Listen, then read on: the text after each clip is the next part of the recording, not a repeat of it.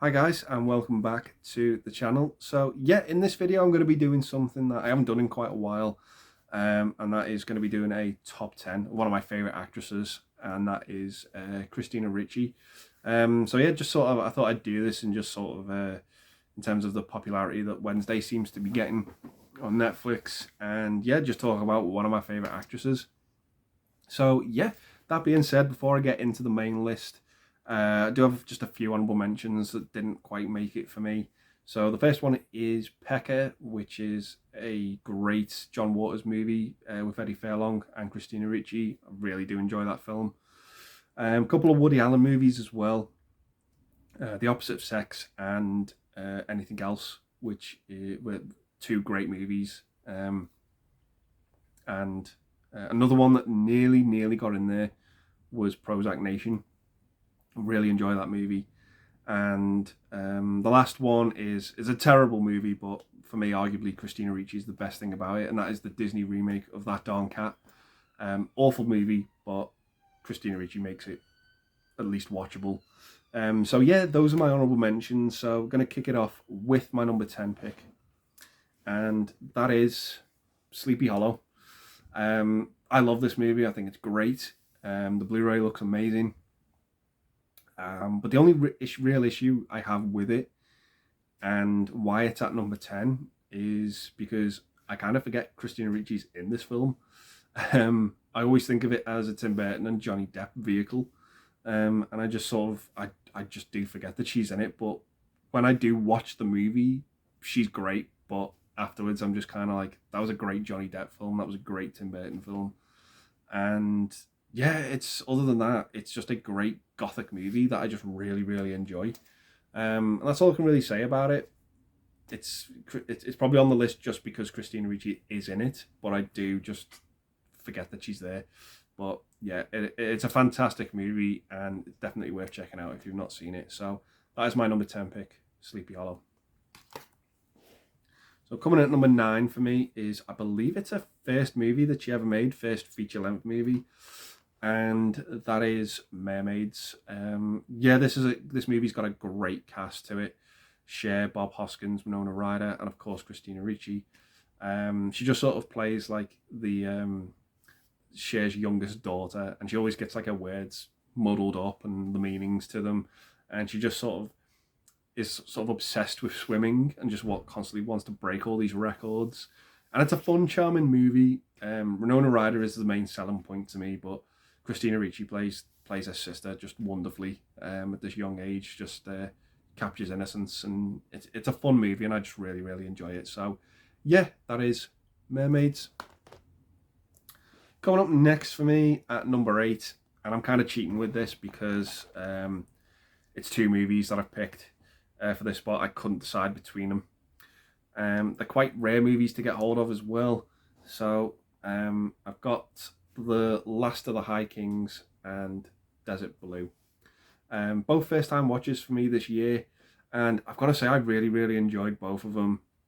Really fantastic. I think the sort of why I've sort of couldn't really decide between them is because both these movies have great ensemble casts. They're just absolutely fantastic. So you got Blue Desert, which takes place in America, sort of about this little town that gets quarantined. And then you've got this great Irish movie called Last of the High Kings, which is fantastic. Sort of like this, I want to say political Irish movie, but I really enjoy it. It's a lot of fun. And yeah, Christina Ricci is great in both these movies. They're definitely worth checking out if you've not seen them. And yeah, or for that matter, if you can get hold of them, because they are quite rare. But yeah, I have a great time with them and just think they're fantastic. So yeah, that's my number 8 pick, Desert Blue and Last of the High Kings. So yeah, coming up next is another movie with Christina Ricci that I saw for the first time this year, and this also has Samuel Jackson and Justin Timberlake in it, and it is Black Snake Moan.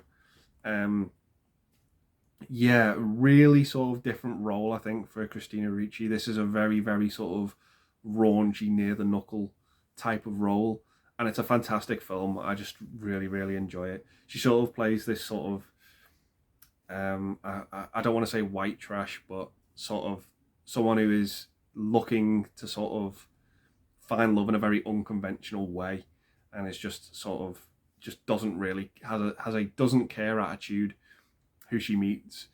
And Sam Jackson's character is just sort of someone who finds a lion by the road and chains her up to his radiator, and he's like, I'm gonna fix you. And it's a very strange film, but I really, really enjoy it for what it is. And yeah, that's all I can really say about it without going into too much detail.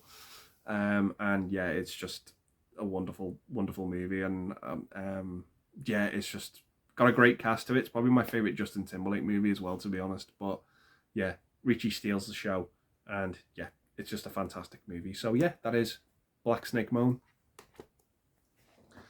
Next up, we've got another movie with an absolutely stellar cast.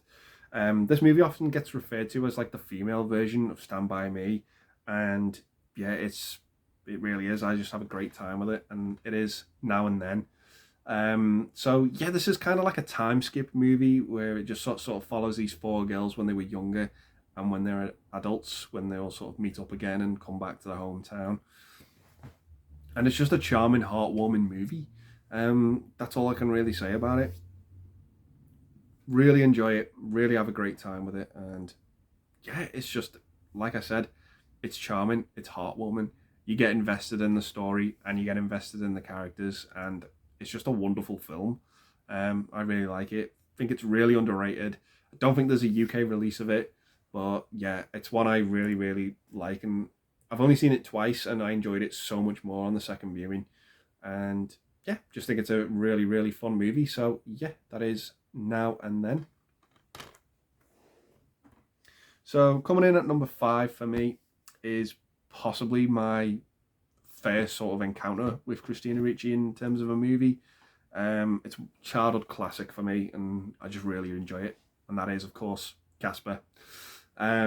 Yeah, really, really fun movie. I think the CGI in this movie really holds up. Ricci's great as Catherine, Bill Pullman's daughter, who's trying to sort of prove there's life after death, and trying to contact his deceased wife. And they sort of end up moving to this big house. It's really creepy, and they just sort of meet these 3 ghosts and their nephew, Casper. It's really, really fun. Really, really cool movie that I just enjoy, and it's a staple of my childhood. And again, like I said, probably my first encounter discovering Christina Ricci as an actress. So yeah, that is Casper. So coming in at number 4 for me is possibly the polar opposite to Casper as a movie. This is definitely Charlize Theron's movie without a shadow of a doubt, and it is, of course, Monster. Got the second sight release of it here. And yeah, this is a great movie. This is one movie for me that gets better and better every time I watch it. Obviously, the movie is based upon Eileen Wuornos, the serial killer in, I believe it was Florida.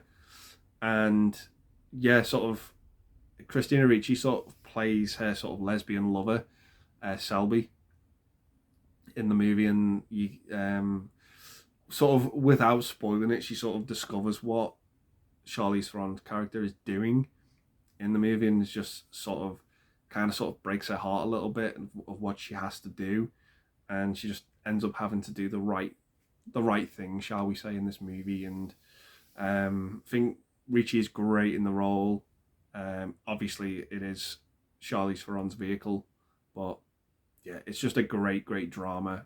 I just think it's fantastic, and like I said, it gets better and better for me on rewatch. It's just really amazing film, directed by Patty Jenkins as well. So yeah, that is Monster. So coming in at number 3 for me is, again, this is a movie directed by Ang Lee, and it's probably my favourite Ang Lee movie.